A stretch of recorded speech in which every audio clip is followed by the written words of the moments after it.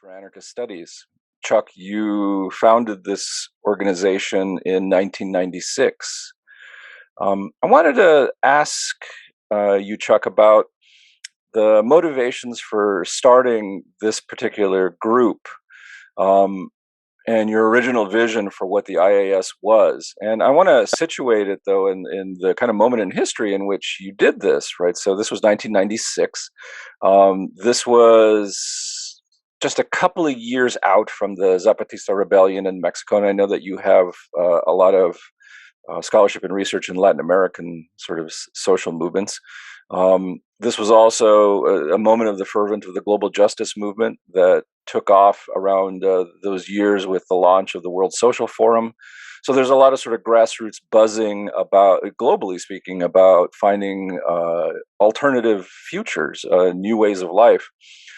But in the United States, right, sort of electoral politics were in a different kind of place. It was the few years into the presidency of Bill Clinton, and with those sort of neoliberal policies of the New Democrats who were gutting social welfare programs and setting up laws for, massive incarceration, particularly of folks of color, right? So there's a lot of fervent politically going on, and this is the moment in which you decide to create this organization for the dissemination of anarchist ideas. What was your original vision for the IAS?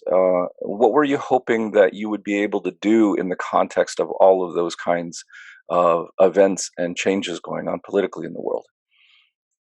Yeah, it's a great question and a great context.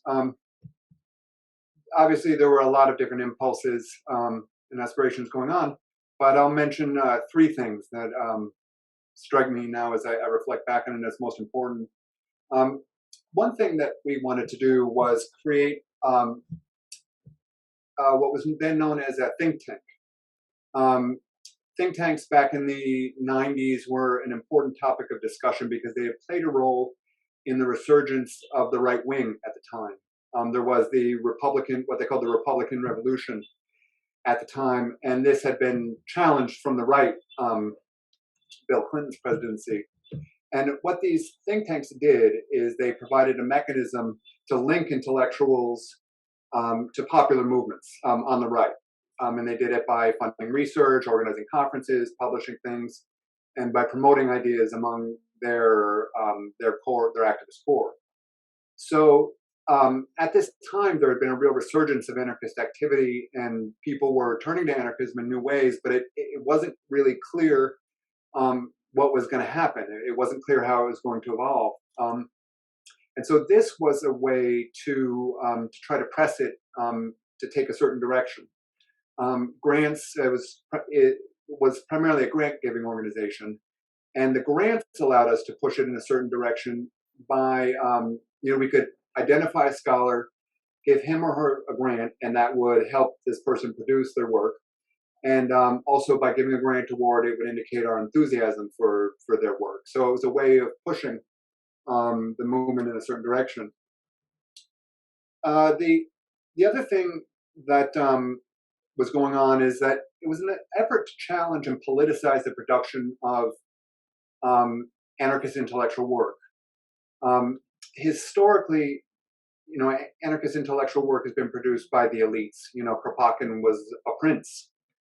And in the middle of the 20th century, the most prominent anarchist thinkers were privileged white men, many of whom came from working class backgrounds but were privileged on a global scale. And we believe that it was possible and important to challenge the way anarchist intellectual work is produced, and not just allow it to continue to function in a certain social context, but change that by giving grants that would help us bring people into the process of the production of anarchist ideas who would have been otherwise excluded from that process because of their economic conditions. And of course, these economic conditions tend to coincide with racial and gender hierarchies. So these grants provided a way to challenge a constellation of issues. And I'll just mention that the third thing is that it was a polemical act within the context of the anarchist scene. Like I said, there was a real resurgence going on, but people held really conflicting ideas. about what anarchism could or should be. And some of these ideas were really friggin' dumb.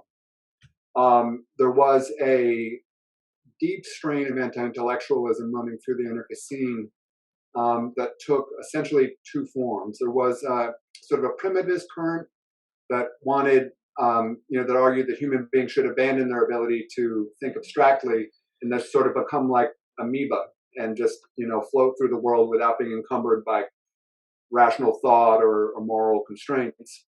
And there was also an individualist current, which I had frankly been into as a teenager. It was a period of my own juvenilia because I was a juvenile. And this situation, quasi-situationist perspective, advocated for it saw anarchism really as a bridge to little insurrectionary circuses in which people would break free of all constraints, and they loved riots and throwing rocks at cops, and their social vision was essentially embodied in a dumpster fire.